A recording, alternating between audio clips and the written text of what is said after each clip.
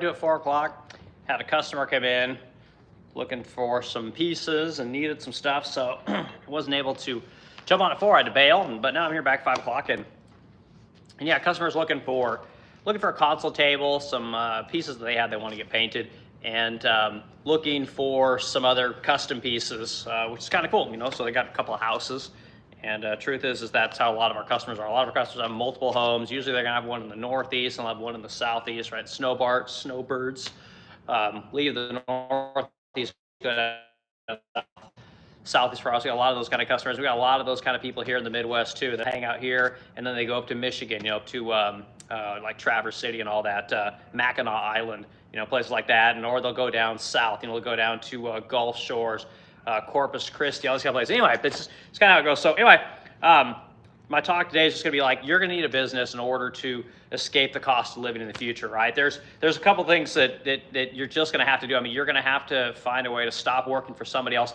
unless you are just absolutely exceptional, right? And this is that 80-20 rule. The truth is that most people are going to fall into the 80% range, to be quite honest with you, and there's nothing you can do about it. Like, there are so many talented people in this world, and unless you have either an amazing skill or an amazing idea, odds are you're really going to struggle to get ahead working for somebody else, you know. So if you can have your own business, you can come up with your own, and even it could be a side hustle, like whatever it might be, it's really going to help you in the future, you know. So a couple things I wrote down is I was listening to a guy today, and he was talking about how AI is going to create all this prosperity for people, and AI is just going to, it's basically going to allow people to not have to work, right? And I hear this guy saying this kind of thing, and you know, he could be 100% right, you know, but the truth is that they said that when the Industrial Revolution happened, right? When mechanized agriculture started happening, when, you know, you started having factories come up, they thought that things were going to get so efficient that there would be enough stuff for people to do. I mean, people just have all this extra time. None of it happened. None of it happened. There's all kinds of other things for people to do, and that's how it goes. Like the idea that we're going to get to that place where it's like, you know, freaking Star Wars or Star Trek, where like money's not a concept anymore, and you just kind of have this one little job that you do, and the rest of it's leisure time. Like, I don't know if that's ever going to happen, but there's a lot of people out there that think that stuff will happen. I don't think it's going to happen. You know, I think you're going to have your own business. Like, that's just all there is to it, because it's the only way you can keep up with the cost of inflation. It's the only way. You know, if you're constantly waiting on your boss to give you a raise, but he's got 10 other people that also want raises, right? And then he's got to raise all his prices in order to keep his employees, he's just going to start shuffling employees out. Like, there comes a point where you can only raise your prices so much, but if you own the business, you can actually raise your prices according to what inflation is doing, in most cases, not in every case, but in most cases, and that allows you to at least maintain your livelihood, right? Maintain the way that you live, and that's kind of where I think it's coming. So anyway, my name is Eric Wilkin. I own the Resplendent Crow here in St. Louis, Missouri, a small furniture company. And we do about 500 pieces a year, and small seven-figure business, and it's a good middle class living. It's a lot of work, and you're probably not going to get rich doing it, but it's good living. So anyway, okay. Bye, honey. It's one of those things that, you know, you'll do and probably not get rich at it, but it's really going to be enjoyable. Use your purse, honey. Yeah. Okay. You really enjoy it, and it's it's a good way to go through life. It's better than the alternative. There's a lot of different ways to go through life, and running your own business is not the worst, trust me. Okay, so some things I wrote down today is inflating, beating assets are getting too expensive for normies, okay? So basically beating the cost of inflation is just getting too difficult for normal people, you know, and again, I'm a normie. I never graduated high school. I didn't spend any time in college. Like, I just wasn't that person. I couldn't sit in a classroom. I was always happier, you know, showing up on time, leaving on time, volunteering for everything, and just learning and taking every opportunity that wherever I worked presented for me. That's literally my recipe for where I am today, you know, and it's not anywhere special. It's just, like I say, it's just a little middle class living. It's nothing. I don't have the answers necessarily. I just tell the story that I have and what I've done, and anybody can do it. Like, anybody can do what I've done.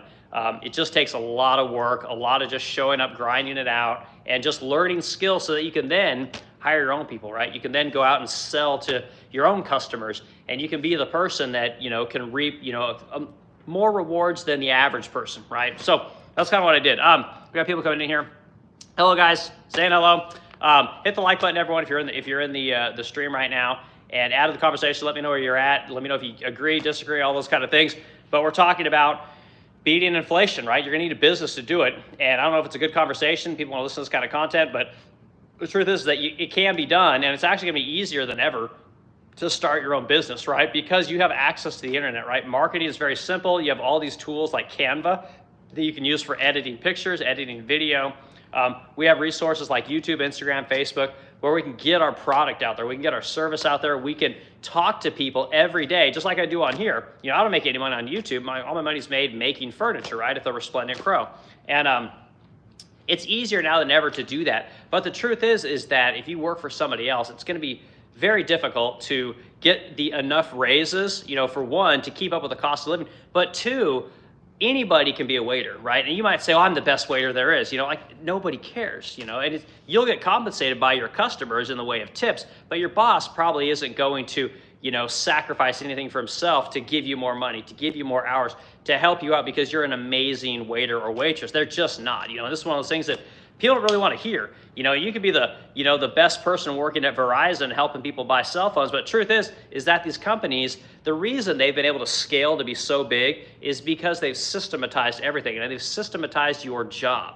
And this is the thing about having your own business is if you're a business owner, it's very hard to be replaced, right? You're literally the owner. You hire and fire people. And while you are competing with everyone else that wants to be a business owner, you have a better chance of charting your own course, right? It's not up to, you know, your bottom level boss, your mid-tier boss, your upper ear, you know, C-suite boss. It's not up to any of those people. It's all up to you and your customer.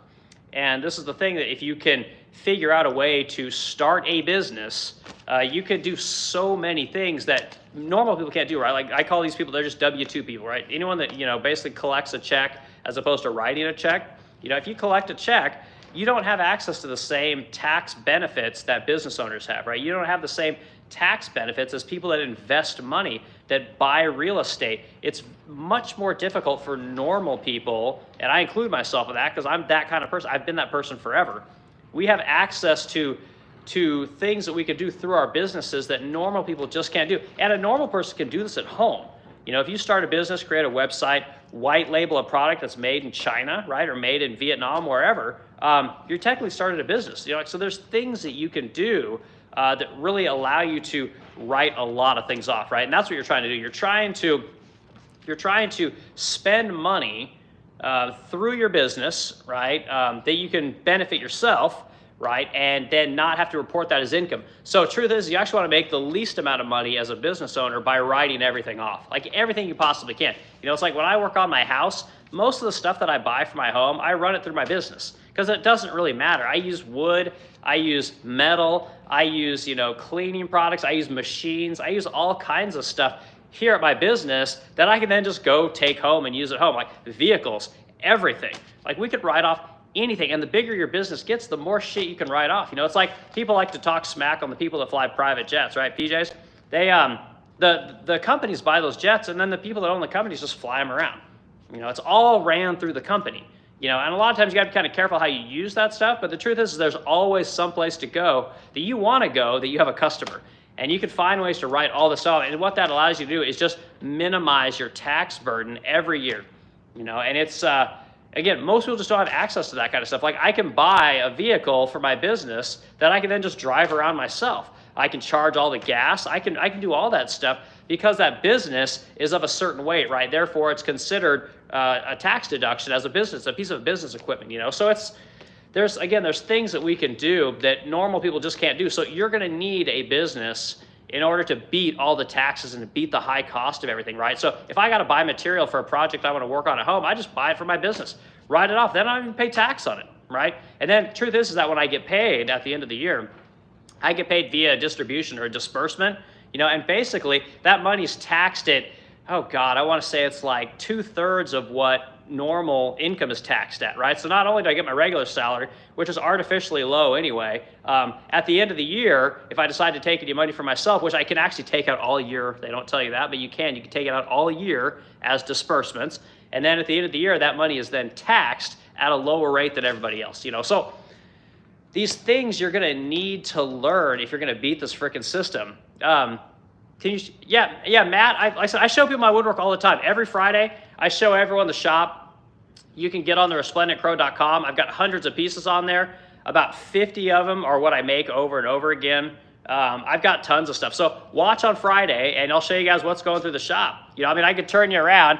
Like, here's this credenza that I've been working on forever. It's just kind of showed it from the side, but it's, you know, it's a walnut, super crazy, you know, tons of detail. It's basically like an Italian provincial style credenza. And that's just in this side. I got a whole other side of my shop on the other, you know, through this other room over here where I've got 6 faux bamboo pieces that I'm working on. Our business was founded on painting vintage faux bamboo furniture. And then we got so many people that wanted us to modify that furniture, you know, take out the doors, put in drawers, take out the drawers, put in doors, make cabinets taller, make them wider, add legs. We started doing all that stuff, and it turned into us just making the furniture.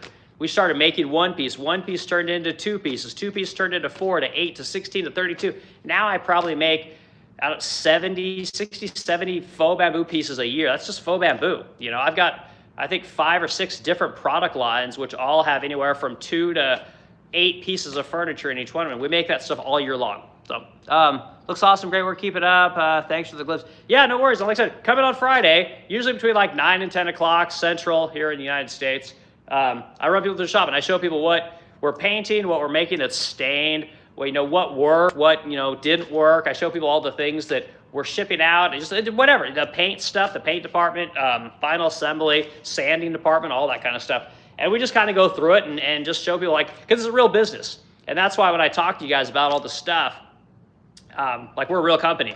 We're not trying to sell anybody courses. We're not trying to, you know, tell you, you know, take my 3 best tips to become a business owner. Like, it's just, it's not like that. You know, again, I don't know if people like this content. I've been doing it now for maybe 3 months, you know, and I'll keep doing it. Like, we'll just keep talking about it, and hopefully people like it. Matt, where are you from? What do you do, man? Let me know.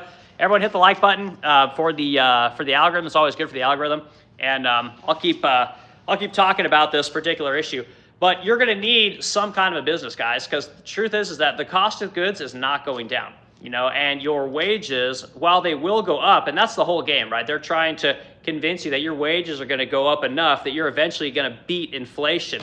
But your government is getting ready to print another probably $2 trillion, right? And that's money that comes up out of thin air, you know, so you're fucked. I mean, is what it boils down to. And there's no end in sight, right? No politician is going to say, well, you know what? We're not going to print money anymore. In fact, we're only going to spend what the government brings in, right? They'll never tell you that. All they'll do is pit one person against another person. They'll say, well, you know, we need to tax more. And the other people will say, well, we need to cut spending. And then it's just, people just duke it out, and then they settle on some bullshit, and everyone's money just gets devalued, you know, constantly. It's just, it's a bad deal, everyone, you know. But if you have a business, again, you can raise your prices with inflation. As the cost of all these materials goes up, the cost of labor goes up, everything goes up, the cost of your goods going up just looks normal. You know, it's not like everyone's going, hey, you're getting kind of expensive, or you're raising your prices. Like, nobody gives a shit, because everyone knows that the cost of everything's going up, you know. So it's not a big deal, to be quite honest with you. But it's all the other mechanisms that you can use within your business that is where the real money is, in my opinion, right? As a middle class guy, I mean, sure, there's other things you can do with that money, you know, stocks and Bitcoin and all that shit, but I don't know anything about that, you know. But anyway, if you can take all your home projects, you can take, you know, any little fun things you like to do, you can work all that through your company. You don't have to pay tax on that stuff, you know, and it's a great thing. And then if you pay yourself at the end of the year with like a disbursement or a distribution, that is taxed completely different than straight regular income, you know, or what they call ordinary income, you know. So again, these things can give you an extra $10,000, $20,000 a year, depending on what your income is, right? What your revenue is on your business, right? So the more you grow, the more you can save. You know, I mean, how nice would it be to be able to, you know, run your gas bill through your company, you know, run your vehicle payments through your company, run your insurance through your company. Like, you can get away with a lot of this stuff, you know, to a certain degree. It's not perfect.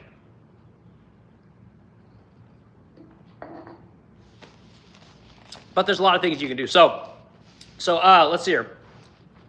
So one of the things that's getting ready to happen, what I'm kind of afraid of, is that people are going to get so pissed off at the high cost of everything and the wages not keeping up with the high cost of everything, that eventually people are just going to say, I'm done.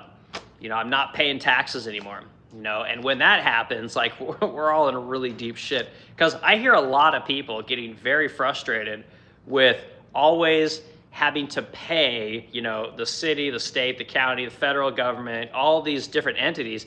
They take your money, right, without even giving you the option. They just take that shit, and if you don't pay it, technically speaking, you can go to jail. And there's a lot more people saying, you know what, I'm not fucking paying taxes anymore. Like, this isn't worth it. I'm not getting anything. Whether you want more money from the government or you're tired of paying to the government, both people are saying this shit's not working, And I'm kind of fearful that if enough people, just say the hell with this, like, we're all in trouble, guys, So we got to figure this thing out. And the truth is that if you, in order to start your own business, like, there's a lot of things you have to do. And I see a lot of people today, they just want to, I won't say do the bare minimum. That's not a good way to put it, but it seems to me like people just don't want to learn anything more than what they want to learn. And they don't want to do anything more than what they want to do, right? Which is a little simplistic, to be quite honest with you. But like in my case, like I'm into woodworking, okay? I've loved woodworking since I was 10 years old, and I've never stopped. I've always jumped out of bed to go to my woodworking job, whatever it might be. But as I've had my own company, it's forced me to have to learn a lot of other skills that I wouldn't normally think of learning, right? As someone who just worked in a factory for about 20 years, all I really had to do was show up on time, leave on time, do a good job. If I had a problem, report it to my supervisor, and that was really it. Like, I didn't have to do anything more than that. It's like I didn't have to talk to people that I didn't want to talk to. I didn't have to worry about paying my taxes every quarter. I didn't have to worry about, maintaining my facility, ordering material. I didn't have to worry about any of that shit. But as a business owner, you have to learn all of that stuff, and you don't have a choice. That's the other thing. Like, a lot of people think that when you get into business for yourself, it's like, oh, I get to go in when I want, and oh, I have time to take my kids to this. I got time to go hang out with my girlfriend or my spouse or whatever. And they think that they have more time to themselves, more flexibility, as everyone says. And the truth is that you don't. You have none of that. And I think this is the thing that really messes up a lot of people with the whole business thing, because it forces you to have to do all these other things that I think, again, a lot of people, they just don't want to deal with it, so you're going to be stuck working for somebody else. It's just the truth. And I don't know what happened, but basically after COVID, like everything got wrecked. Like, the whole economy got destroyed. Labor got way out of whack.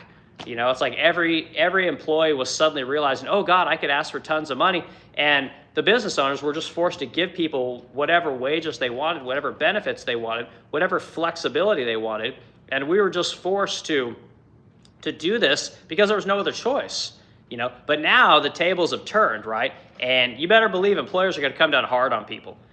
Any opportunity they can to get rid of somebody who basically strong-armed them for a raise, they're going to get rid of you, because that's not how it's supposed to work. You're not supposed to strong-arm your employer, and then just expect that everything's going to be okay. Like, we remember this shit, and I know a lot of people will be saying, yeah, but the employers have been fucking me for years. And the truth is that's not true. Employers don't really do that. They only take advantage of you if you let them take advantage of you. Like, there's a million other jobs out there. I mean, you know how many help wanted signs I see all day long? Like, people can go do whatever they want. They don't have to work for the same person. But it goes back to what I was just telling you. Like, people only want to do what they want to do. That's really what it boils down to. And truth is that they'd rather listen to some boss flip them shit, or they'd rather, feel bad about what it is that they do than tell their boss, like, I'm going to go work for somebody else if you don't treat me better, right? And it is what it is, So point is you got to get out of these situations. You need to go start your own business. And when you start to do this kind of stuff, you're going to be forced to learn a lot of stuff. You're going to be forced to become, this is going to sound really bad, guys, but you're going to be forced to become a productive member of society. Meaning, you're going to be forced to learn how insurance works, how lawyers work, how dealing with employees really works, right? Dealing with benefits, hourly wages, quality of work, showing up on time, insubordination. You're gonna be forced to deal with all this stuff, and you're gonna be on the other side of the desk, basically, right? Instead of being on the employee side, you're on the employer's side. And that's what's gonna have to happen. Like, people are just gonna have to start their own businesses. They're gonna have to learn about this shit. And it's the thing that is really gonna help kind of bring things back into alignment. Because we got so many people that are pissed off at their bosses, and then we got all these other people pissed off about not making enough money, the high cost of everything, rent's too high, insurance is too high, cars are too expensive, student loans got to be paid back. I mean, it's just all kinds of crap. But meanwhile, the employers, the people like myself, like, we're just like, nah, whatever. Like, it's just another day at the office. Like, we don't give a shit. We just figure it out. Our job is literally to put out fires all day long. That's literally, I'm a furniture maker, but I'm a firefighter. That's all I do. If I could put out fires. So anyway, that's kind of what I want to talk about today. It's just people need to, if you're gonna beat this inflation thing, you're gonna have to have a business, guys. Like, it's just all there is to it. Like, your government is never gonna stop spending money, guys. It's just never gonna happen. Nobody's going to tell these people to stop. It's never going to happen, and it only ends in really bad things, guys. Like, when the debt gets so high that it can never be repaid back, and the people that have been supplying the money for the debt realize it's never going to get paid back, that's when war starts. It's happened many times in history, and if we don't right this ship at some point, like, that's what it's going to boil down to. It's just going to be. It's going to be, I mean, you think things are bad now. I mean, wait till we got to go fight, other countries, or we have a civil war within this country between the haves and the have-nots. It's going to get bad, So we got to figure this thing out. And again, if you can start your own business, like, it's the fastest way I know to fix the situation. Because, like, when prices of things go up, it's like, I don't even give a shit. Like, it just is what it is. My customers don't care if my prices go up. As long as it's inflation related, they don't bat an eye at it, because they all see the prices of everything going up too. And truth is that rich people always have money. So again, if you start a business, aim for that top tier of clients, right? Don't aim for the lower tier. You'll never get a night's sleep. Like, you'll go crazy dealing with those people. Like, aim for the rich people, and you'll do okay. But it's tough, like I said, you're gonna have to learn how to put up with people's shit. You're gonna have to learn working all hours of the day, and you're gonna have to do all these things that I don't think people really want to do. Like, they just want it. I hate to say, use the word easy. Easy's not really the word I'm looking for. It's not that they want it easy, but that's kind of what they want. Like, they think that they should just be able to work 40 hours a week, and that's all I got to work, and I'm good. It's not fair that I have to work more. It's not fair that my job doesn't pay a living wage, or it's not fair that my job, it's not fair. And it's never been fair. Like, it's just never been fair, And truth is that if you're one of these people that, went to college and has all this education, and you can't seem to find a job that pays your wage, you're super educated. You went to school, you did all the things right, except you went and did something that everybody else did, right? So you didn't learn about supply and demand. And the truth is that everybody and their brother has been wanting a college degree and sit in an office for 20 years at this point, So now, if you could start a business, which is really hard. So the businesses today, there's about 50% less small businesses today than there was in 1990, right? So let that stat sink in, right? So there are less people starting their own businesses because truth is, people don't want to put up with it. It's too fucking hard, and people don't want to do it. Like, they just don't. It's so much easier to go to school. Oh, and you can go to school for 4 years for free, right? And we'll give you the money when you're 18. Do you think if you were an 18-year-old and said you wanted to start a furniture company, that any bank in the world is going to give you any money for that? They won't. I'm 45 years old. I do millions of dollars a year in revenue, and I cannot get a bank to give me a loan because I don't own my building. I actually do the right thing, and I rent my building because I have such super cheap rent that allows me to have extra cash flow so that I can actually run advertising and buy equipment and pay my people really good wages. Banks don't like that, But if you're 18, especially if you're underprivileged or you're the right race or you're a woman or something like that, like, they're just throwing hundreds of thousands of dollars at you, and those days are over. It's all coming to an end, So I don't know what y'all are going to do, but do you think about starting a business? And I've said it before, I'll say it again, like, get a website, find a name that's a good name. And when you pick a name, don't pick a name for yourself. Pick a name that you could potentially sell that business to, right? Or excuse me, sell that business to somebody else. Don't pick, Freddy's Frozen Custard, right? Everyone knows about that one. Like, come on, don't do that. You don't want to put a name in there. Put something that's fairly ambiguous. Maybe it's a little of a strong name, or if you're a woman business, a feminine name. But Jesus Christ, don't put your name in there. But get a website. Get a logo, create a logo, and make a product or a service that's really cool. That is something you have experience with. I see so many people on these YouTube pages, or these YouTube videos, like, oh, I'm so tired of my 9 to 5. I'm going to go start my own business. I just quit my job. I can't wait to start my own business. Like, what do you mean you can't wait? You find out they're like 22, And again, I'm not saying you can't do it. Like, you 100% can. But most of these people, they've never done anything. Like, they think that they went to college and they have some college experience and therefore they're equipped to know anything. The truth is they know nothing. They have no experience, So you got to do it. Like, you got to get a website, you got to get a business. You got to create a product, and then you got to market the shit out of that thing. You need to learn about Google ads. You need to learn about meta ads. You need to be making videos or content. There's that Gary Vee guy. He's 100% right. You should be making 3 or 4 pieces of content a day. That's why I do these damn videos all the time. I do the YouTube shorts. I do YouTube videos. I put stuff on Instagram. My wife puts stuff on Instagram. Like Google resplendentgrow.com. It's a great business. Google my wife, Suchetta. She's turning into an influencer. Now she's got brands talking to her about selling their products, because she put 100,000 followers together on Instagram over 8 years, so now she has a little bit of a following, but you can monetize that stuff. And I don't know anything about this shit, but we just keep working at it every single day. And, 5, 6, 7, 8, 9, 10 years later, you got multiple streams of revenue and money's flowing in, and it keeps up with the cost of inflation, right? So if you are lucky enough to be one of these people that could be an influencer, so to speak, you think the cost of influencing doesn't keep up with inflation? It does. Making furniture. If you're a business owner, you make furniture. You think the cost of furniture doesn't keep up with inflation? It does. And some people say, yeah, but if it gets too expensive, there's going to be less customers. And you are so wrong. You don't even understand. Like, rich people are rich when it's recession. Rich people are rich when there's a depression. And rich people are rich when times are good. They're always rich. And that's just something you got to come to grips with. And there's nothing you can do about it. So cater to these people. Like, you have to. Absolutely.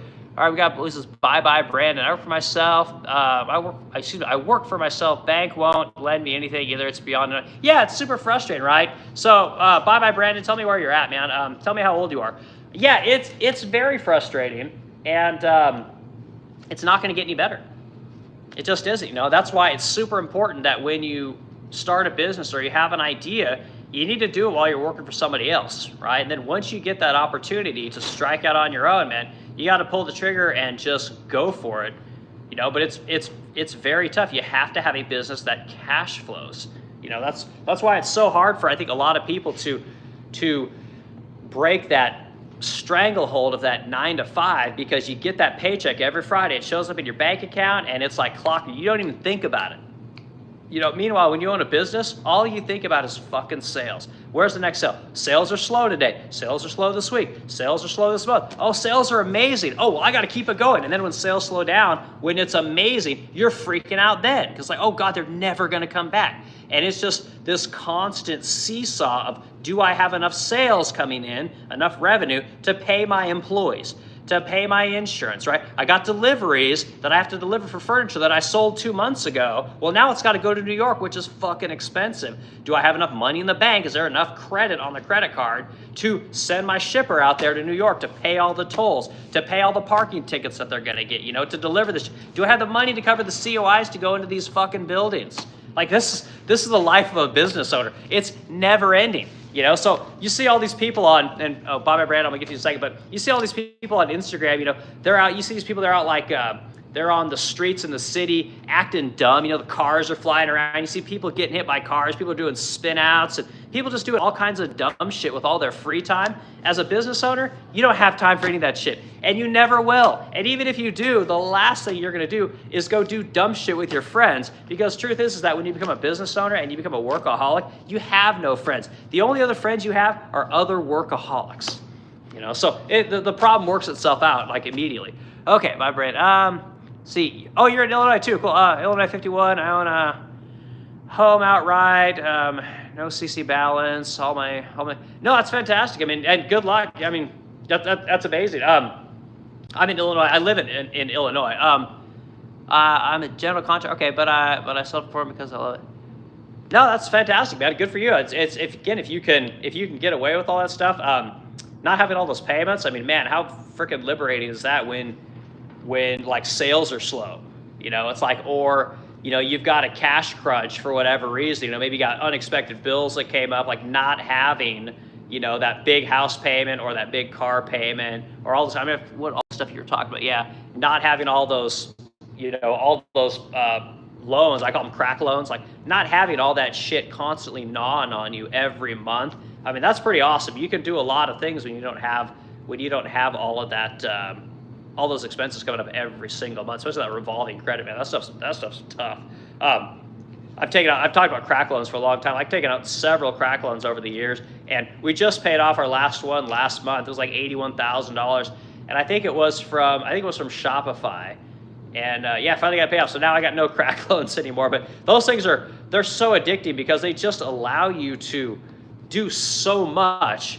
But if you're not super disciplined about what you do with that, when you take that crack loan out, because usually the repayment terms on those things are like 12 months. Sometimes you can get them like 15, 18, but they're usually 12 months, and it's usually like 10% of your sales. Not your profit, but your sales, right? So if you're doing $100K a month, they're yanking out $10,000 every month to pay back whatever loan it is you took. So those things can be tricky. But man, if you use those loans and you actually can buy like a CNC that you know is going to be up and running in like a month or two, you can make those things work. But most people don't. They think they're going to buy some, truck that's going to change their life. And it's just, people are not very good with these crack loans. Okay, let's see.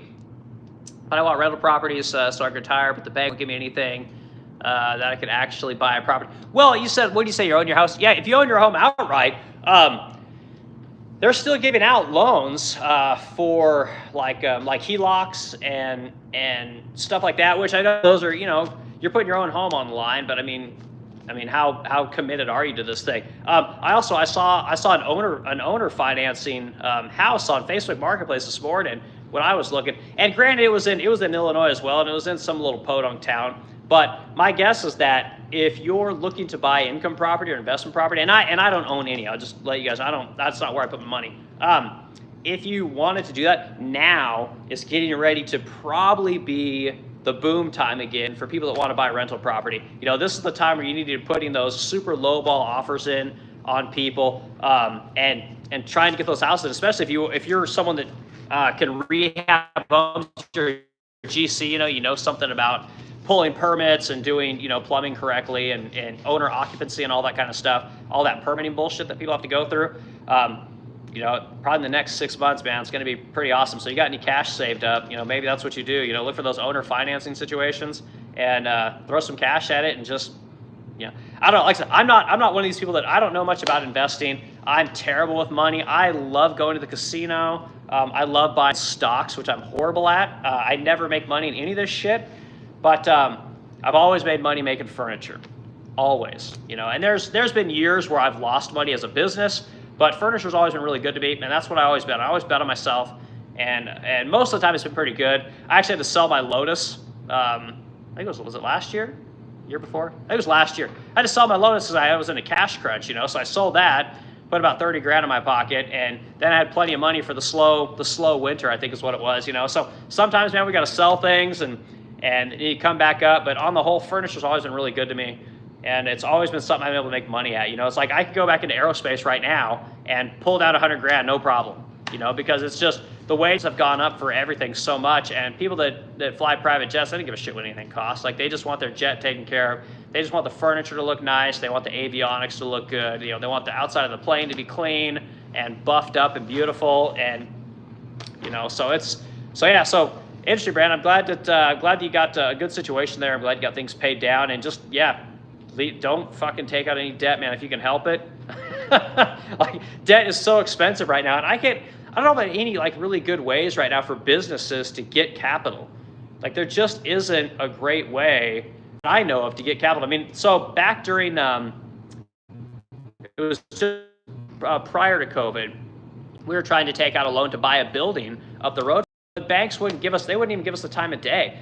The only company that was going to give me a loan was Bank of America, was going to give me basically a second mortgage on my home in Alton, Illinois, or Godfrey, Illinois, really, so that I could buy this $150,000 building up the road. And we did end up going through with it, and I don't remember why, but ever since then, like anytime we want to talk to a bank, we got one called Sun something bank here. We tried talking to them, same thing. Like, well, you don't own any assets except your home. It's like, well, I thought that was a good thing. Like, I got woodworking equipment. I've got like 200 or 300 pieces of furniture, that's unpainted, that's on my website ready for sale, and we sell it all the time.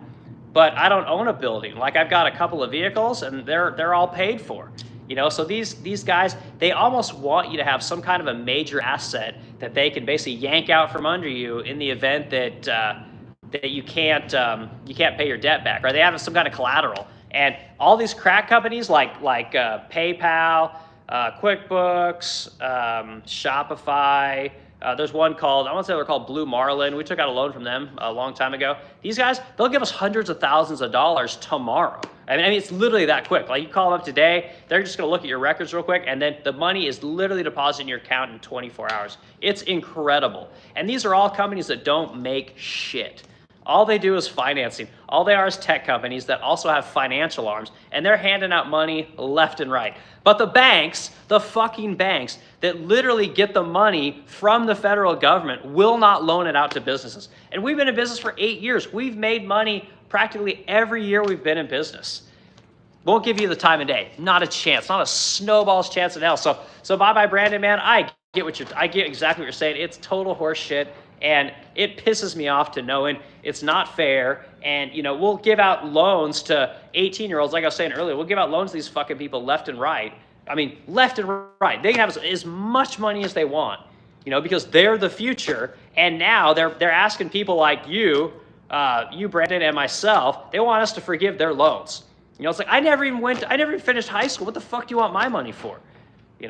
Somehow we're supposed to not only pay for them to basically spend 4 or 5 years not being an adult, right? Not contributing to society with, providing a service or a good to somebody else. They just took money, and that money was printed on top of that. So all of us that actually have to spend dollars and we buy shit, every day, the money that we have is worth less today than it was when the person that took out that student loan got that money.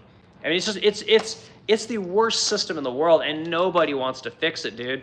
Nobody wants to fix it, But the only way that you're going to beat it is to start your own business, And Brandon, you know exactly what I'm talking about. Like, you can write off so much stuff as a general contractor. I mean, this, and you're a perfect example. Like, how many things have you, done for your own home, or if you have rental property? Like, how many things have you done for yourself that you just run through your business? Like, it's just they almost become one and the same, But if you're one of these people, like say you're a banker, like, you can't run wood products through your bank, or your whatever your bank job is, But as contractors and woodworkers and welders and people that make shit, we can do all kinds of things. So it's a cool thing. Okay, go in here. Let's see here. Tell me about it. I was a union carpenter 15 years. I did all that on my own. Yeah. No, it's like I said, exactly what I'm talking about, and it's the only way that I know of for sure to minimize my costs and minimize the amount of taxes that I have to pay. Because think about, anyone that owns a home right now, like when I bought my home, I've got a beautiful home, overlooks the Mississippi River. It's my dream home. It's the one nice thing that I was really able to acquire for myself. It's the nicest house in the area, and it's way above what I should ever be able to own. But I was able to do all the work on it. I put the 3-tier deck on it. I redid all of it, and the deck was so old, nobody wanted to mess with it. The interior of the house was completely fucked, redid all that. And now it's probably $1 million home at this point, but I would never be able to afford that on my own. There's just no way, it's there.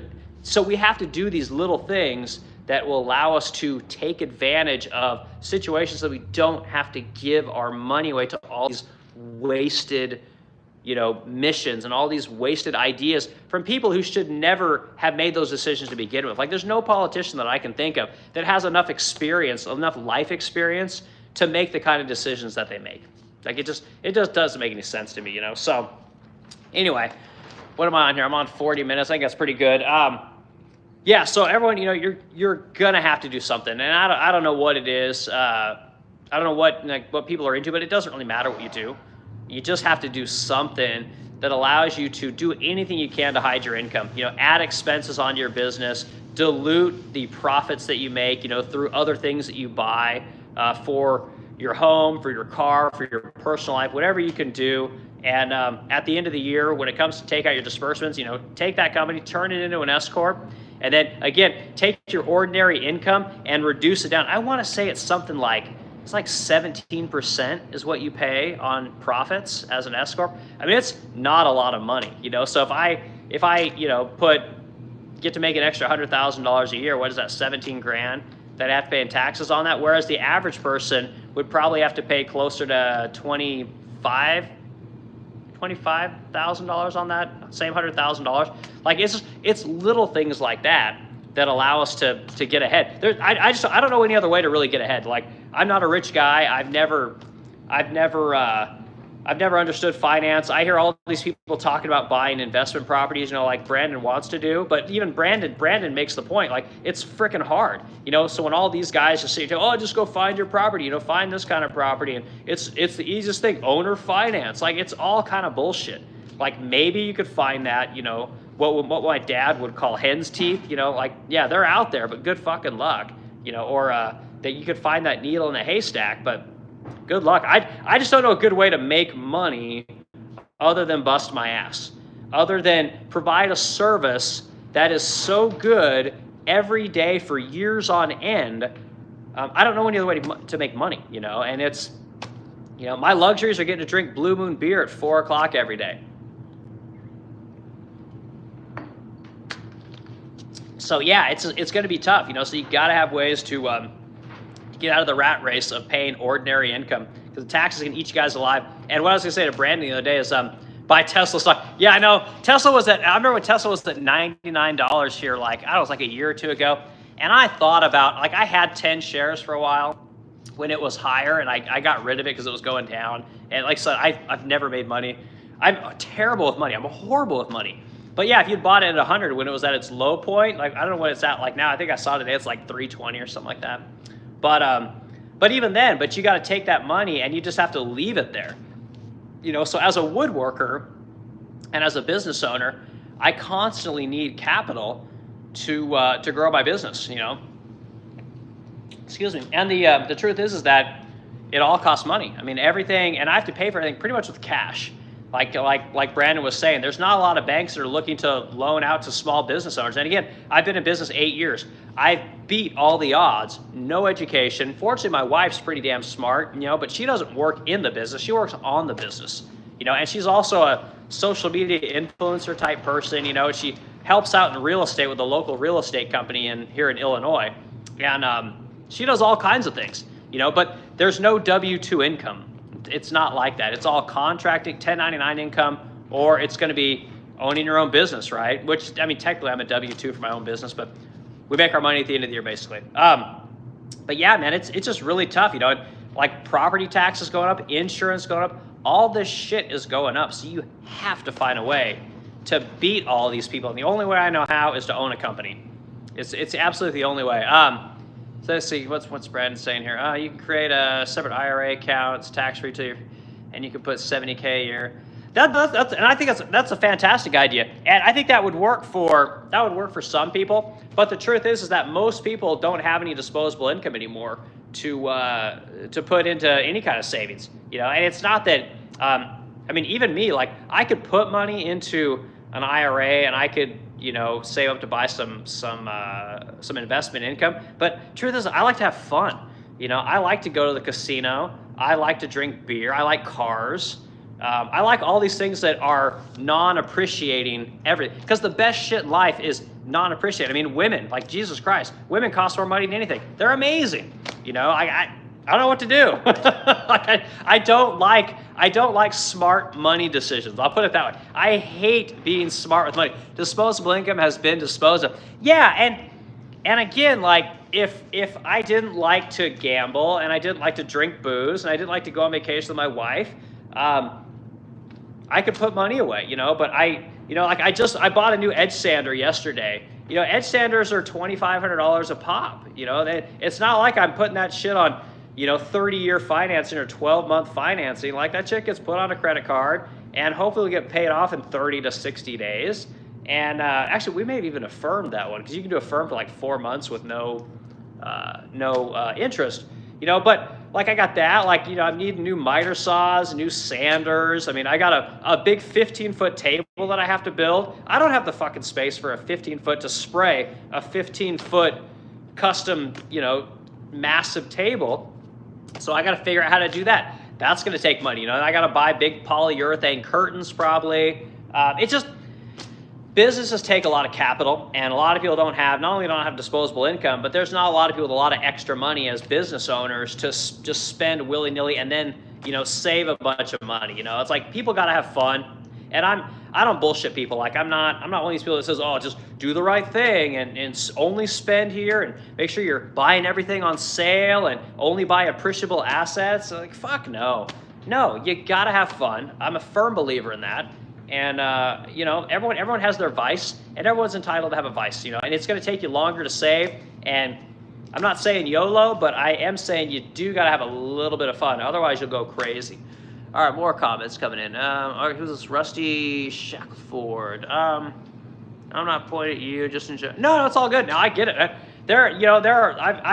like I said, I'm super honest on this cast. Like, there's been years where I've lost $100,000. There have been, like I said, I was just telling people earlier, like, I had to sell. I always wanted a Lotus. I bought a Lotus like 4 or 5 years ago. Lotus Evora, really nice sports car, really rare. And anyway, I had to sell the thing because I just didn't.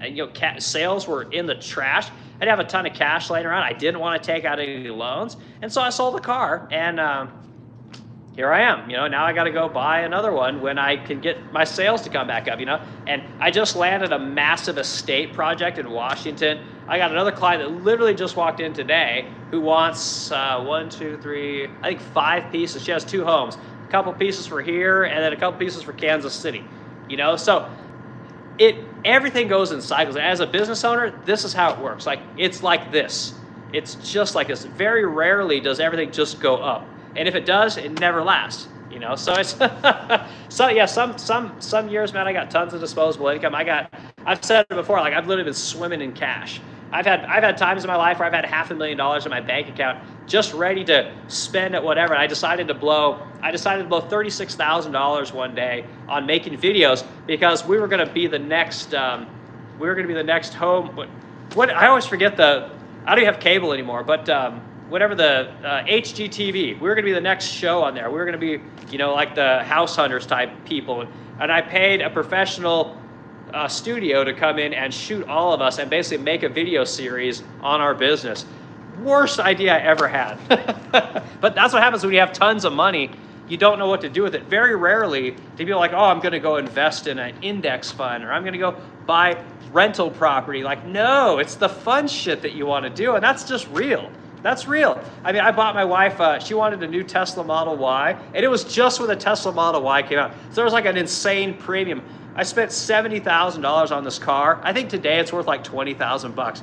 Horrible decision. And that's how it goes. It's just like, it's just life, guys. So as I do these streams, just to tell, this is what it really is. That's why I tell you guys, like, if you're gonna make it, man, you gotta have some kind of a business. And yes, it all starts out as a side hustle. And I know, like, hustle culture has been beaten to death, but I'm not telling you to do hustle culture. I'm telling you, you're gonna get swallowed up by inflation. Your government is going to literally devalue your money so much that it's not gonna be worth. It's gonna be. I mean, you're gonna be better off wiping your ass with dollar bills than toilet paper. That's how much your money is gonna be worth. But if you got a business, no matter how devalued the dollar goes, the price of your products will always keep up with inflation. Especially if you cater to the best category. Right? There's you got good, better, and best are kind of your tiers of products. And if you operate in that best tier, those people always have money. Good times, bad times, doesn't matter. They're always spending. So there's never been a time in my business's life where we haven't had that's the word I'm looking for here. I'll say positive sales, right? Enough sales to generate enough money to pay me and my wife to live the life that we're used to, right? And there's been years where we've literally lost hundreds of thousands of dollars, but we made so much money the years before that it didn't matter, right? And it all kind of comes out in the end, you know? So that's what I'm telling you guys. Like, you're just gonna have to do something. And again, there's no courses. I'm not trying to sell you guys jack shit. Like, if you wanted to help me, get on the resplendentcrow.com and look at our furniture. Just see that it's a real business. And that's it, you know. We're located here in St. Louis, Missouri. I always tell people, if you're ever in the area, look up the Resplendent Crow. Come on and say hi. You know, I'll show you guys what we do. You can see that, you know, it's a real company, and we make furniture here all day, every day. We paint furniture all day, every day, and it's a real business. You know, it's not some, you know, guy sitting in a fucking spare bedroom in his apartment, you know, trying to tell you how he conquered the world. I'm so tired of that. It shit drives me crazy. Who else got here? Dennis Brooks. I'm in Moorhead. I don't know where Moorhead, Missouri is. I'm kind of ashamed to say it, but I don't even know where that's at. You have to tell me what it's close to as far as like one of the big, like I know Springfield and Kansas City, and there's obviously, you know, St. Louis here, but I've been down to Farmington and Cape Girardeau, those kind of areas. It's by, oh God, Sigiston. Yeah, see, I don't even know. But anyway, no, it's good. I appreciate people, like, let me know where you're at. I think it's fun to know where people are at, you know, like it's Missouri's a great state. Like, I've told my story 100 times on these streams. You know, I started in Oregon. When 9/11 happened, everybody stopped spending money, so I had to go somewhere. I moved out to Kansas, took an aerospace job in Kansas because they saw that I did laminate work, and started my aviation career there and moved from there. I went to Tulsa, and then I went out to Savannah, Georgia, and then up to Illinois, or to St. Louis, Missouri here with Gulfstream, and helped them out some more, and then left that when our custom furniture took off, you know. So yeah, it's good to oh, south of Cape Girardeau. Okay, cool, man. I know where you're at. I have a client there in Cape Girardeau who spent a shit ton of money with me. Bought a bunch of my what's called my Athens Greek Key furniture line. She actually bought. I didn't even have a dresser. I had a credenza, but she liked the credenza a lot, but really wanted a dresser. So we made her a dresser, and it became the next piece in the collection, you know. So, anyway, yeah, great client. Cape Girardeau is a beautiful town. Yeah, and actually, I think is it Rush Limbaugh or Brad Pitt is from there. I forget. One of those guys, I think, is from that area, you know. So anyway, Missouri's got all kinds of interesting people here. You know, I think John Hamm is from here, you know, if you guys like John Hamm.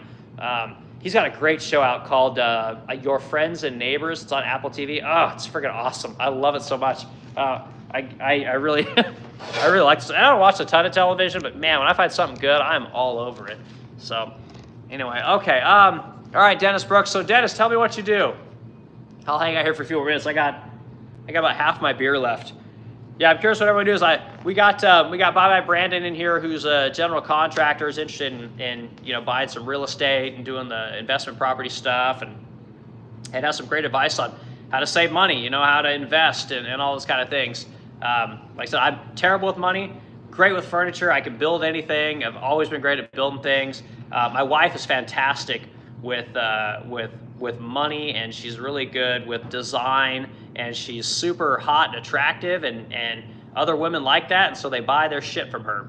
And it's great for me because then I get to make all this stuff, and it's a fantastic way to make money. I absolutely love it.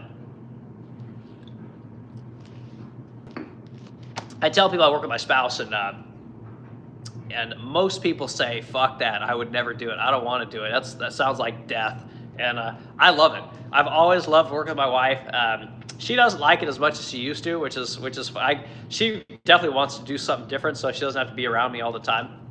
But I've always liked working with my wife. It's been amazing. I enjoy driving to work with my wife, and you know, bullshitting and just strategizing on what we're gonna do. And she's always trying to get me to go on vacations and come home and work on shit. So there's this constant push and pull. Like, I'm just literally a workaholic. I've always been a workaholic. And my safe space is at my shop.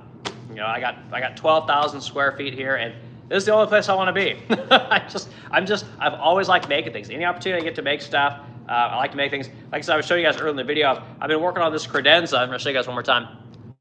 I've been working on, let me get my little camera, working on this credenza now for well over a year at this point. And I was gung-ho on it for like, I want to say I was gung-ho on it for maybe 2 months, and it's a very difficult thing to build. Like all the trim pieces, there's just a lot. It's a massive collection of trim pieces, and everything has to be spaced correctly. It's not as simple as, you know, cutting things on a miter. You got to make, you like basically got to make a bunch of circles, and then you got to cut all the circles up into individual pieces so you can make specific kinds of trim pieces. And it's, anyway, point is that a client walked in and saw this piece of furniture that I've been dicking around with for a long time. And he's like, that is freaking incredible. And he didn't even care that it wasn't finished. He's like, I want that, but I want it to be in crotch mahogany. So I have to, not only do I have to finish this walnut one so I can figure out how to make this next one, but I got to make another one right after it out of mahogany. And I'm just like, I was like, God, I tried to talk this guy into buying this one so that I didn't have to make another one, because I didn't build this thing to reproduce it,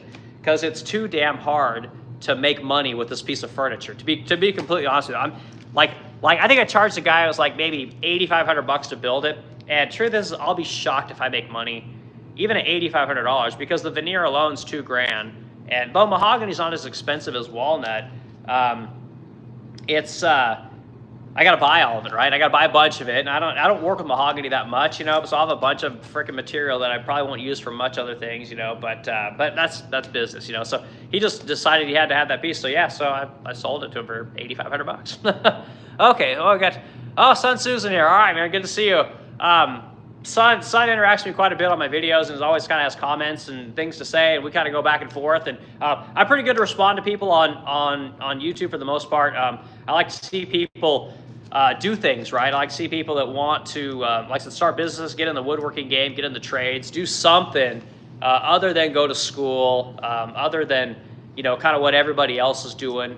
Trying to just show people what it's like to actually own a furniture company. And everybody fucking tells me that I should show people how to make things, and that I should, you know, teach people how to do kitchen cabinets and make drawer boxes and like the basics. And maybe I will at some point, but I just want to see people win. You know, I really want to see people get out of the rat race and be able to have their own thing, not only for themselves, but, you know, for the next generation of people. People need to be able to pass things down to their children. And I'm not a great dad by any means. I've never claimed to be a good parent. Never been a good parent, to be quite honest with you. But I'm not ashamed to tell my son or my daughters, like, you need to get into the trades, right? You need to be a woodworker. Anybody asks me, like, would you recommend furniture making? And for anybody, I tell them, absolutely, 100%. You know, but you have to be good at it, and you have to be consistent. You can't just be one of these people that fucking dabbles and bounces around between excited today and not excited tomorrow. Like, you got to go for it, and you got to do it constantly, because it's the only way to get good at it. You know, because the truth is, the only way to make money as a custom furniture maker is to be able to make everything.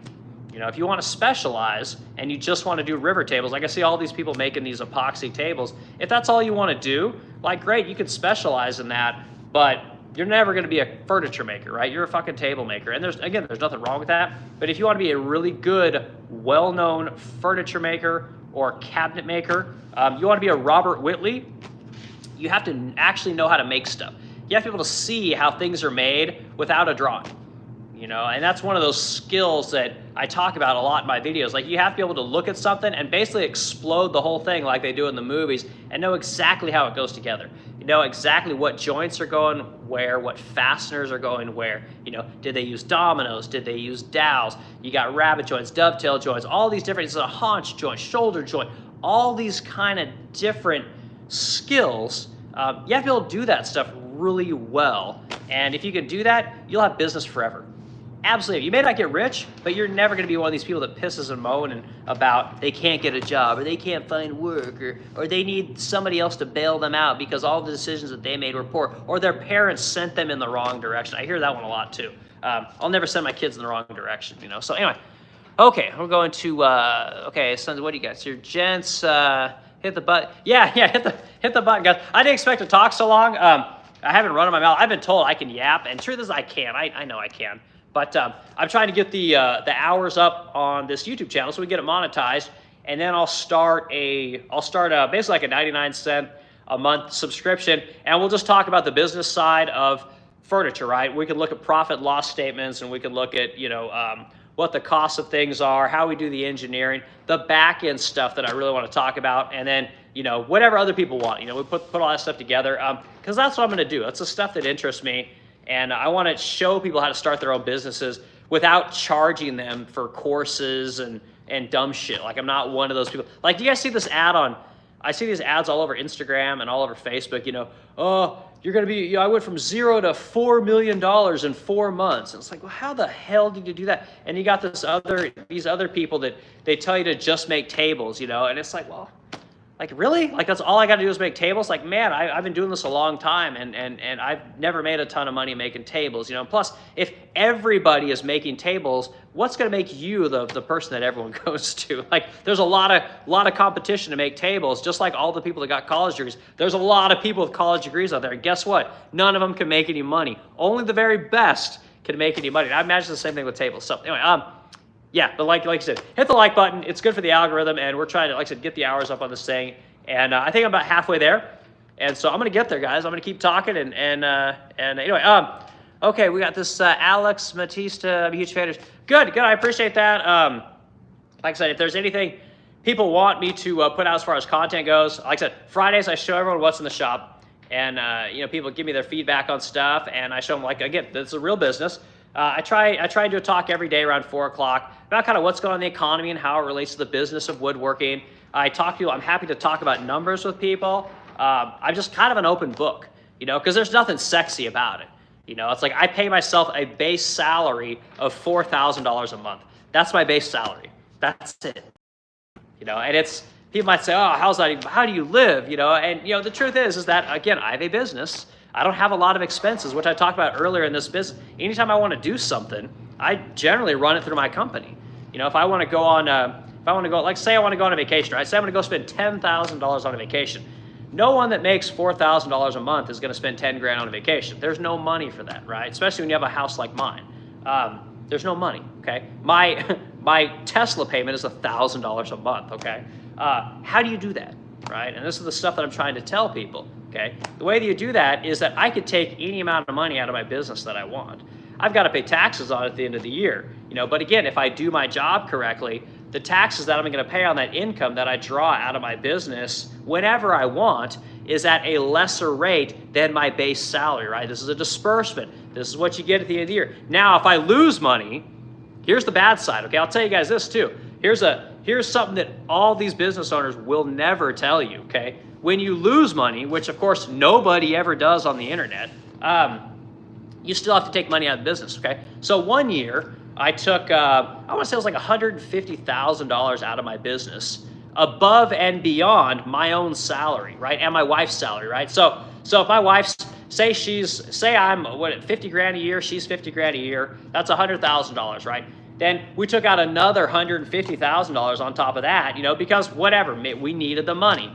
You owe that money back to your business, and the government is going to make you pay taxes on that money. And it is not the same rate of profits, okay? And you will own this money. They will put a lien on your business for that money.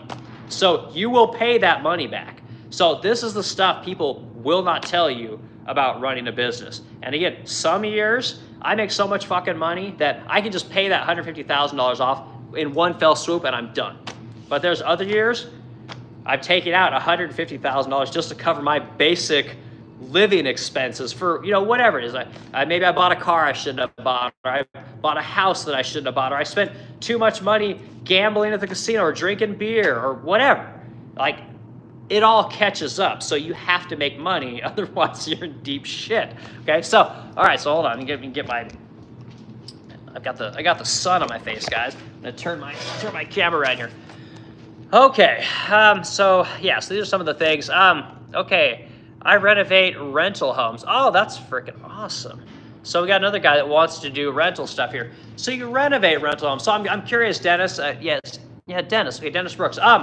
So you renovate. Do you own any of these homes, or are you being subcontracted out to do this kind of stuff? Because I've always heard that basically having like handyman services or jobs doing, like fix-it repairs, maybe you're taking down walls, putting up sheetrock, stuff like that. Like, I've always heard that those businesses are actually really good, and I honestly don't know. But I'm kind of curious, are you just renovating, or do you own these homes? Do you get the opportunities, do you get the opportunities to buy in on some of these properties? Or I'm just kind of curious how all that stuff works. Yeah, very interesting. Rental property is a big thing. I've heard that probably in the next 6 months, between now and like next month, is going to be a great time to buy rental property. I mean, you got a lot of people are just basically at their wits' end with paying for shit. Like, people are just out of money. The cost of everything keeps going up. Taxes are going up. Gas is reasonable now, but the cost of cars is going up. Nobody knows how to fix anything anymore, so they have to pay everybody to do everything, and it's a bad deal, guys. It's kind of a weird time. Okay, I'm working for myself, but I primarily work for a guy who owns 30 units. Oh, cool, fantastic. That's awesome. So my guess, Dennis, is that you probably have learned a lot about that whole industry. And the way I would kind of analogize that with what I do is that was me 20 years ago learning how to make cabinets for private jets. That was my horrible stepdad teaching me the basics of making cabinets, right? He wasn't a furniture maker, he was a cabinet maker. I became a furniture maker, but I learned that stuff over 20 years, and I was able to take all that knowledge, and that's what helped me to make this business and turn this business into what it is today. And I would hope, Dennis, that's the same thing for you. Like, you've learned all these skills about owning property, because you pick things up, right? If you pay attention to people and you're around people enough, like, they tell you shit. It's not like you're just there, here, boy, do this, and you go do it, and then you never hear it. Like, you pick things up from people. Like, I remember when I worked for a company called Global Engineering and Technology in Wichita, Kansas. We got bought out by the biggest asshole I'd ever met. His name was Randy. I won't say his last name, but he was horrible. Like, I detested this man. His mouth was, awful. And around women, around everybody, like, just could not read the room to save his life. But he was very good with money, and he was basically a turnaround artist. And he would go in and he'd turn around companies. He turned around, he turned around like Kroger stores and stuff like that. I believe it was a grocery store. And anyway, he made a bunch of money doing that. And he came and he bought our company, and he could turn this company around. And so I was kind of helping him and his subordinates do all this kind of stuff. And he was awful to me. Like, he called me I think he used to call me the dumbest smart kid he'd ever met, and he was such a cocksucker. But what I learned later on in life is that is almost the attitude you have to have. Like, you don't have to be that cruel and crass like he was, but I did learn a lot from this guy. And had I been one of these people that was like, this guy's terrible, fuck him, I'm not gonna be anywhere around this kind of a guy, and I have morals and I have values and my virtue and blah blah blah blah, I would have never picked up all these little tips and little tidbits of stuff that this guy had to say. So you pick things up over the years, and it might not be the people you like, but if you just put your head down and learn, you can do all kinds of things. So anyway, I'm curious how that works out. Let's see, primarily for a guy who owns 30 units. So learn all the time. Most of it, way interested in learning at the beginning. Now I love it. No, and that's awesome. Yeah, that's good. And it's good to hear people that really enjoy their work. Because if you're here on YouTube a lot, it seems like there's just so many people that are, and I don't know if it's just because my feed maybe, but it just seems like people are pissed off. People don't like their work. They don't like their jobs. Like, I hear people, I worked for so-and-so for 4 years and I got let go, and these people are terrible. It's like, well, what entitles you to a job? And I know that sounds harsh. I don't take that the wrong way, but like, I've never been laid off in my life. And it's not because I was the nice guy or I, sucked up to the right people. And maybe I didn't realize it, but I just was always good at what I did. There was no reason to let go of me because there were so many other fuck ups in my profession that I feel like maybe these are the people that are always bitching about getting laid off. I don't know, guys. Like I said, I'm not here to bash anyone, but it just seems like it's, so Dennis, that's awesome, man. I'm glad you really like your work, and renovating homes is a lot of fun, and my wife keeps me busy renovating this house that we bought, and man, honestly, I get sick of it. Like, I don't mind renovating homes, but I would much rather be building furniture. I'd rather be here at my shop breathing dust and paint fumes and listening to loud machines and bumping into shit, lifting heavy plywood. I'd much rather be doing that. Okay, more comments. Let's see what we got. I'm gonna make sure I get to everyone. Sorry guys, I kind of got lost here. Okay, I had to pick up materials for tomorrow. Yeah. Never work yourself, always picking up materials. Yeah, 100%. And that's Brandon's GC guy, and that's what you're doing. You're like, I don't know how many. Most of the times I get stuff delivered. One of the things I've learned over the years is that it's worth paying more for your product if it can be delivered, right? And if it's delivered on time and in full. And this is the thing that I tell any vendors that I deal with. I don't care what your price is. I honestly don't. I do enough volume that it's not really, material pricing isn't really an issue for me. What I need is I need my materials to show up on time and in full. Because if they don't, what Brandon's talking about is what I spend my time doing, and it drives me insane. If I can't get, say I need an MDF or something, right? And they just send the order out, but they don't bother to tell me there's no 3/4 inch MDF on there. I could literally be waiting on that to come in because I expect my orders to show up Monday, Wednesday, Friday, right? That's how these things work, So if that stuff doesn't show up, then I got to go to wherever and go find some 3/4 inch MDF or, maple or whatever it is that I need, hinges. So yeah, and when you own a business, fuck man, it can be 1,000 different things that if they don't go right, you have to go solve them. And the only person that's gonna make sure shit gets done, no matter what, is the owner. That's the only person, or it's some super hungry employee who works for the owner, which those are few and far between, let me tell you. So yeah, there's days where I gotta go to the post office, because the post office guy doesn't show up, maybe we didn't get mail, or yeah, you're going to get plywood, or I got paint that not enough paint showed up, or the wrong color, the color doesn't match. That happens, too many times. So our paint guns, are bad. I literally just had a situation where I've got 3 main paint guns, and I just had 2 of them repaired, and one of them went down, and my painter went to use one of the 2 that was repaired. The fucking things weren't repaired correctly. So then now I got no paint guns that work correctly, So then I'm screaming at Sherwin-Williams. I'm screaming at the spray source company that fixes all the Graco guns, and I'm just fucking pissed. And it just ruins your whole day because you're just constantly being the asshole. When if everyone had just done their job, you wouldn't have to deal with it. It'd be smooth sailing, but that's just not how it goes. So Brandon said, who else we got in here? This is something I can't pronounce the names. I just got my C9 drywall contractor. I don't know what C9 drywall is that some kind of a certification? Is that I don't know exactly what that is. I'm kind of curious. You have to let me know what that is so I can be informed. I'm always looking to learn new things. But man, drywall, that's a tough job. Holy shit. The people that do drywall, whatever you have to pay them, just pay them. Just realize that whatever you do fails in comparison to what drywall people do, right? Not only hanging it, but mudding it, taping it, sanding it. Those people, whatever you have to pay them, just pay them. Especially if they do a good job, they do a good job. There's not many things that I won't scrutinize the cost on. That's one of them. I don't care what it costs. Done. Okay, let's see more stuff coming in here. Brandon, okay, hey, let me ask you, I've been doing woodworking for years. I'm good at building. What do you do for your finishing? Not having super high-end equipment, like a cabinet company. Well, it depends on what it is that you're finishing, Brandon. It depends on if you're doing stain, there's a certain kind of finish, and then you're doing what I do. So what I'm actually known for, what the Resplendent Crow is known for, is we're known for a high gloss lacquer coating. It's and it's not that we have the best finish, but that we've been doing it the longest, right? We've been doing it a very long time, and we're very consistent, right? So you'll see other people have a better finish, but again, ours is, we're like the Kleenex of high gloss lacquer, So if you're wanting to paint something and you want to do what we do, if you want that finish, chicks like that finish, we use something called nitrocellulose lacquer, and it's good. It's a fantastic product, a little temperamental.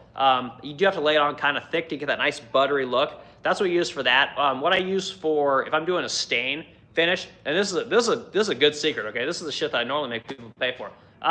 What I do for all of my woods, so I come from the aerospace background, okay? So what we do in aerospace is we veneer everything. Everything's veneer and hardwood nosing, and then we put polyester clear coat over it, okay? And the base is polyester. It's important that you understand that. It's fucking hard, and if you need to speed it up, you can put a UV light over it. They sell it to where you can spray the stuff on super heavy, put a UV light over it, go super hard. You can put more on top of that, UV coat it, and you just keep building up those coats until you get the thickness that you want. And then you block sand it, DA sand it, 6-inch sand it, whatever your sander is, you flat sand it, buff it out to a mere shine. It's what all the millionaires and billionaires do on their planes. That's what you do if you want a really hard top coat that's moderately durable, okay? What I do for my finishes, which is not moderately durable, but my secret is, here's my secret, okay? I spray nitrocellulose lacquer on all of my stained wood, okay? I'll tone it sometimes if I need to get a very specific color, but for the most part, I just spray high gloss nitrocellulose clear coat over the top of it. And you gotta build it up, right? You're gonna have to build it up to get all the grain out, depending on what kind of wood you're working on, and it should be dead flat, and you have to polish it, right, with something like a turbo cut or a number 1 3M buffing compound, right? And you can go, they'll call it rubbing compound. You buff that shit on there, and then you take a polishing, a machine polish, you machine polish it, and then you put your top coat wax on it. You don't have to wax it right off the bat, but you put that top coat wax, that just basically makes the surface gleam like a mirror, right? Like you can do your makeup in it. Chicks love it, customers love it. It's amazing, okay? But here's the secret, okay? Here's the tip that no one else will give you. All right, so if you really want to wow your customer, right, and you really want to do something that nobody else is doing, here's my secret. If you're into cars, there's something on a car called PPF, right? And there's a lot of people that know what that is, but there's a lot of people that don't, okay? So basically all PPF is, the best way to think about it, is basically like, think of saran wrap that goes over your car, and it's got a little bit of thickness to it. It's saran wrap that goes over your car, and it's dead clear, right? And the company that you buy your PPF from makes all the difference. So you want to buy a very high quality PPF, okay? The 3M stuff's okay, but there's better companies. Just do your research. But anyway, what you do is once you wax that finish and it looks like a mirror, you put PPF over the top of it, right? And I'm not going to go into how you do PPF. I can go into another video if you want, but it's a process. But you put that PPF over the top of it, and it takes that shine and it doubles it, all right? And it becomes highly usable, which is to the detriment of most finishes. Most beautiful finishes are very temperamental. They're not very usable. You can never use them on dining tables and stuff like that because they're just going to show marks over the years. If you put PPF over the top of it, not only does it gleam like a mirror, but you can put silverware on it. You can put cups, plates, all kinds of shit on top of that. You do have to let it cure for a good week because when you put it on, it's fairly pliable, but as it cures and dries, it will get much harder, So that's my secret for finishes. Those are the different kinds of coatings that I use. But honestly, good old-fashioned wax works really good too, depending on what it is. It just kind of depends on what the finish is. So I don't know if that answers your question, but you don't need any special equipment for PPF. It's literally just soapy water and a squeegee. That's the bulk of it. And you do have to have a little bit of skill when it comes to razor blading around things. But that's what I do. It's led to, I just sold a table for $42,000, one table. The whole thing's going to be PPF'd, So anyway, that's my tip to you, Brandon. I hope it's helpful. I know it's not necessarily like the cheapest way to do things, but it's the best thing I got. So okay, let's see, Dennis. Let's see, Sun Tzu. IMO. The reason for all the anti-work stuff is simply inflation. When our currency debases, single. Yeah, no, and I think you're right. And 100%. And that's why I tell people, like, you really do need to try and start a business. I know there's a lot of people that can't start businesses in shitty situations. They don't have any money. They don't have any resources. But what I always tell people is that even though things are expensive, the one thing that you do always have is you have time. And I get some people say, "Oh, I'm working 2 or 3 jobs," and I get it. But time, you can develop a logo. You can learn how to use Canva, which is a designing software. You can use Canva.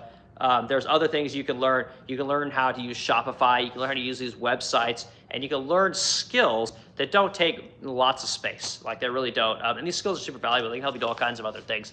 All right, so we got Nahiri N. Hello, good to see you, Alexis. Or excuse me, Alex. Matista, I use Kremlin.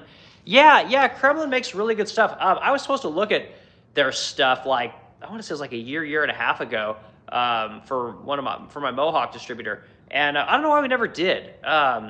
I need to do that, so I may message them. I used was it Titan airless unit for doing primer one time, and it was awesome. The finish was fantastic, but I just didn't have enough volume to have a dedicated primer gun. I wasn't quite there, and honestly, I'm not there yet. Those things really do crank out a lot of volume, and you have to keep them clean if you're not using them. So I just didn't end up using that. Bye, Brandon. So HVLP or airless? We're HVLP on everything. I use turbines for everything, Brandon. Anyway, guys, I gotta go. Hold on. So Sun Tzu, exactly. Eric, if you own a business, you can price your goods based on the actual price of things. Yeah, and that's what I've been talking about, Sun Tzu. Like, it's just, even if you don't get rich, it just helps you to kind of keep your head above water as the cost of everything goes up. And if you work on when I talk about the good, better, best concept in the product or service that you're selling, if you operate that best tier, rich people always have money, whether it's good times, bad times, and they're always spending. Like, that's been my experience, because there is an insane amount of inherited money in this country, or old money, and a lot of my customers are that. So anyway, guys, I gotta go. My wife's bugging me. I appreciate everyone hanging out and spending the time. Fridays we'll do what's in the shop. I got a busy week. I got a lot of things I'm working on, as always. But it was a good conversation, and I appreciate everyone's time.